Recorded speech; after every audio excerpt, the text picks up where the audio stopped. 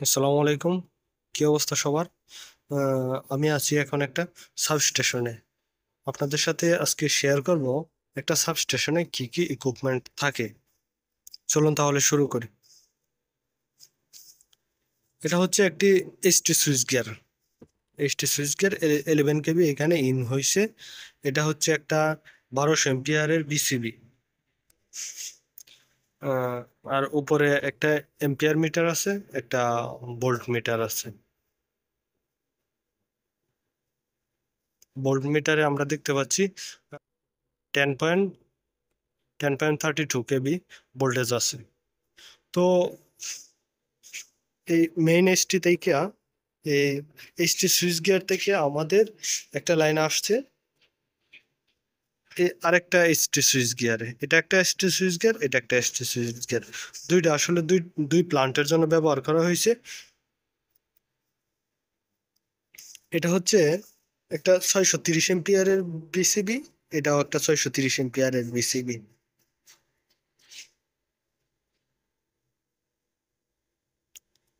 এই বিসিবি থেকে আউট হইয়া লাইনটা চলে গেছে আমাদের ট্রান্সফরমারে। ট্রান্সফরমারের এইচটি বুশিং,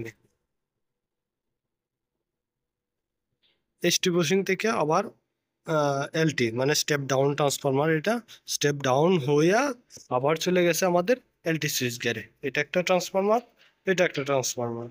দুটা ট্রান্সফরমার থেকে আউট হয়ে আমাদের চলে গেছে এলটি সুইচ গিয়ারে। এটা হচ্ছে এলটি সুইচ গিয়ার, এটা একটা এলটি সুইচ গিয়ার, এটা হচ্ছে একটা LT switch gear. LT switch gear গুলো আমরা এই সুইচিং এর মাধ্যমে অন অফ করতে পারি। আবার এটা এটা হচ্ছে এটা হচ্ছে এসিবি গুলা চার্জিং করার জন্য। যদি আমরা ম্যানুয়ালি অন অফ করি তাহলে আমাদের চার্জিং করার প্রয়োজন পড়ে, এটা চার্জিং করার জন্য। এটা হচ্ছে একটা এটিএস,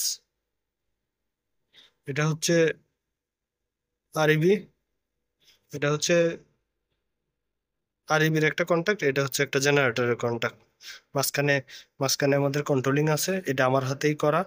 আহ, আপনারা যদি চান আমি এটার একটা আলাদা ভিডিও করতে পারি, কিভাবে এটিএস করতে হয়, অটো ট্রান্সফার সুইচ কিভাবে করতে হয়। মানে আমার যখন আরইবি থাকবো, যখন বিদ্যুৎ থাকবো তখন আমার এটা অন হইব, যখন আমার বিদ্যুৎ চলে যাইব তখন জেনারেটরটা অন হইব। তারপর হচ্ছে পিএফআই প্যানেল। আমাদের এখানে দুইটা পিএফআই প্যানেল আছে। পিএফআই প্যানেল পিএফআই প্যানেলগুলো সরাসরি আমাদের এলটি প্যানেল, এলটি সুইচ গিয়ারের সাথে কানেকশন দেওয়া থাকে। যদি সাবস্টেশন সম্পর্কে আরো কিছু জানার থাকে আপনারা অবশ্যই কমেন্ট করবেন। আমি অন্য একটা ভিডিওতে সাবস্টেশন সম্পর্কে আরো ডিটেলস কথা বলবো। সাবস্টেশন আউটডোর ইনডোর টোটালি একটা কমপ্লিট ভিডিও করব এক ভিডিওতে। কমপ্লিট আমি বোঝানোর চেষ্টা করব আউটডোরে কিভাবে